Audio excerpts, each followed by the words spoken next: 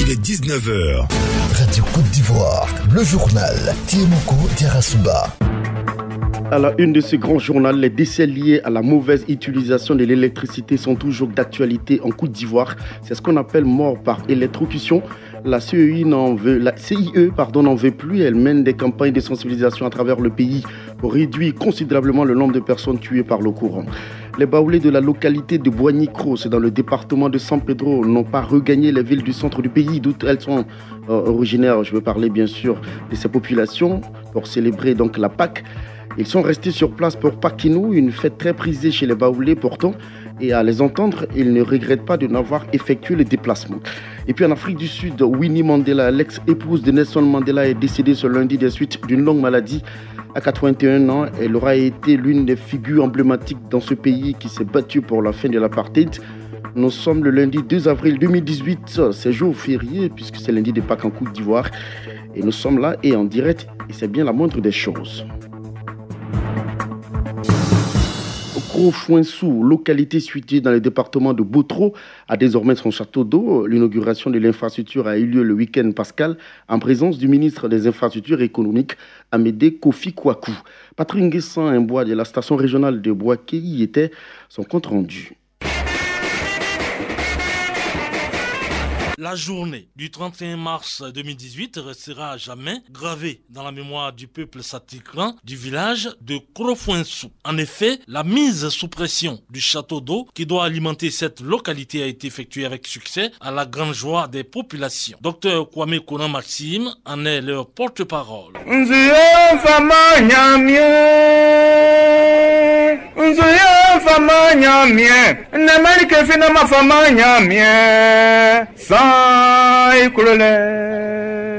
Cette infrastructure, dont la capacité est de 50 mètres cubes avec une hauteur de 15 mètres, regorge en son sein un forage dont la production est estimée à 4 mètres cubes pour 8 km de canalisation. Pour le doyen d'âge, Kwame Kra Joseph, qui a été l'un des acteurs pour l'acquisition de cette infrastructure, la présence du ver de Guinée dans l'eau destinée à la consommation n'est plus qu'un vieux souvenir. Tant que Dieu me donnera vie, je me battrai pour que le village de Krofouensou ait un château d'eau. Grâce à vous, monsieur le ministre, nous avons l'eau.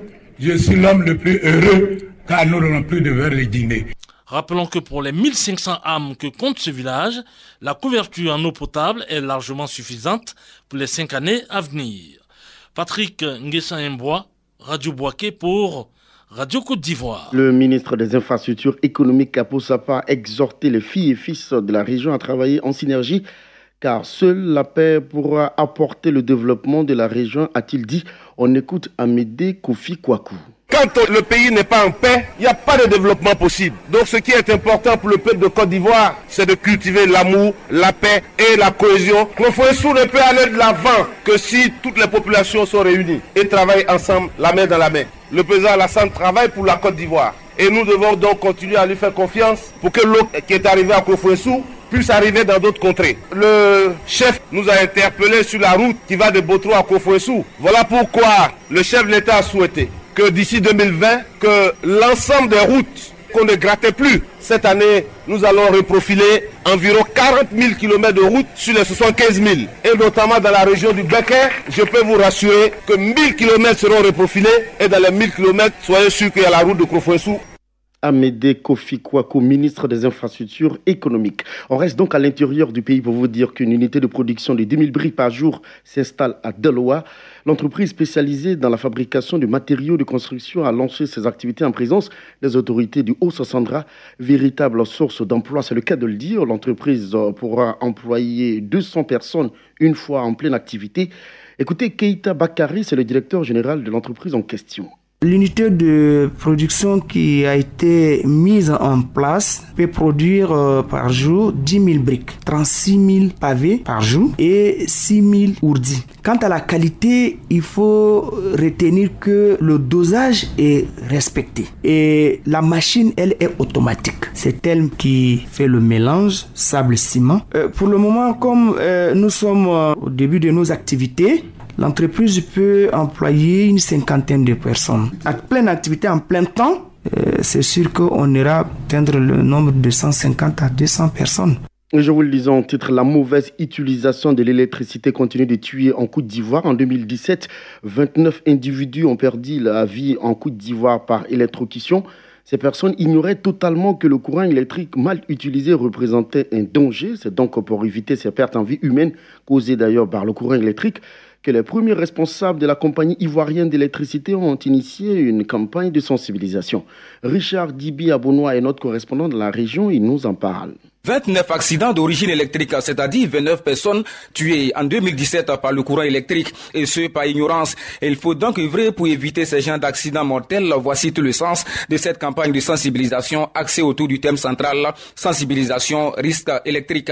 À travers une projection diapo, les premiers responsables de la compagnie ivoirienne d'électricité ont démontré par A plus B quelles précautions prendre pour éviter ces genres d'accidents mortels causés par l'électricité. Amara Soumaoro, sous-directeur prévention, sécurité, pôle distribution à la CIE. La quasi-totalité de ces accidents pourraient être évités si nos parents avaient suffisamment d'informations. Beaucoup d'accidents sont arrivés du fait du manque d'informations. Quelqu'un qui, par exemple, passe sous le câble avec un bois long, c'est parce qu'il n'a pas suffisamment d'informations. Quelqu'un qui déplace son disjoncteur différentiel, je nous sommes dit qu'il faut leur donner ces informations pour pouvoir éviter les accidents. Au plan local, à Bengourou, une seule victime l'an dernier, une jeune dame qui a eu la mauvaise idée de faire sécher son linge sur un fil électrique, a malheureusement reçu une décharge électrique. Dès lors, il y a une véritable prise de conscience au sein de la population. C'est Congo Brahima, directeur régional CIE, zone Est. Au niveau de la région de l'Indenu d'Ablin, nous avons pu maîtriser les risques liés à l'accident. C'est seulement l'année passée que nous avons connu une électrocution. En 2016,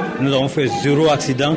En tout cas, la situation est un peu maîtrisée au niveau de l'Indenu d'Ablin. Après, à Bengourou, d'autres localités à l'intérieur du pays seront visitées par l'équipe de la CIE, notamment San Pedro, Bouaké ou encore Yamoussoukro. Richard Dibi Abonois, Bengourou, Radio Côte d'Ivoire. Les meilleures élèves filles de 10 villages du département de Séguéla ont bénéficié de dons de cartables solaires, des sacs d'école qui produisent de la lumière une fois la nuit tombée. Un soulagement pour ces élèves qui saluent d'ailleurs cette initiative de la Jeune Chambre internationale de Séguéla. Elles sont au micro de Alassane Koulibaly, notre correspondant sur place là-bas. Je m'appelle Maria, je fréquente à l'EPP Kamana Kromna. Je suis content de mon kit. Je remercie la Jeune Chambre internationale de Séguéla. Kwako Ima Anne-Rosélie, en classe de CM1, école Mongbara. Je suis contente parce que je vais pouvoir étudier chaque nuit. Je continuerai à bien travailler à l'école. Kwako Agajili, je suis en classe de CM1 à l'EPP Siakasso. Je suis joyeuse.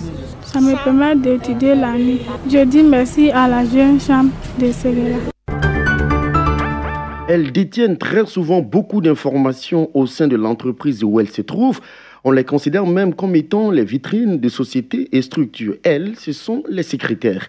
Une journée leur est consacrée tous les 6 avril. Ce sera une occasion pour elles d'évoquer et chercher les solutions qui les concernent. Une profession qui a évolué avec le temps et aussi avec l'avènement du numérique. On parle de plus en plus d'assistantes, un métier qui va bien au-delà de la saisie des tests et du courrier. Écoutez Sylvie Kokoua, c'est la présidente du réseau international des professionnels de l'assistanat et du secrétariat. Pendant cette journée, nous aurons une conférence qui a 2 volets, dont l'un parle du numérique et le second du développement personnel. À ce sujet, nous offrons gratuitement cette journée à toutes les secrétaires de Côte d'Ivoire et aussi aux personnes qui veulent avoir des informations sur le secrétariat. Nous invitons alors tout le monde à venir partager avec nous cette journée qui commémore la secrétaire, cette journée de convivialité, cette journée où nous allons avoir nos patrons à nos côtés. Sylvie Kokoua, présidente du réseau international des professionnels de l'assistanat et du secrétariat. 1 an après le démarrage de l'opération Grand Ménage initiée par le gouvernement ivoirien, la région de Lifou fait le bilan des éditions passées. Une rencontre d'échange a été organisée par la direction régionale de la salubrité avec les populations. Des échanges afin de trouver des solutions idoines pour une gestion efficiente et efficace de l'environnement et du cadre de vie sur place là-bas. Sabine Camara est la directrice régionale de la salubrité, de l'environnement et du développement durable dans l'IFU. On l'écoute. Si Madame le ministre a souhaité qu'après 1 année de cette opération, on fasse un bilan, c'est parce qu'elle a voulu avoir l'état réel de cette activité dans nos différentes localités. Et les problèmes de matériel sont les premières difficultés de cette opération.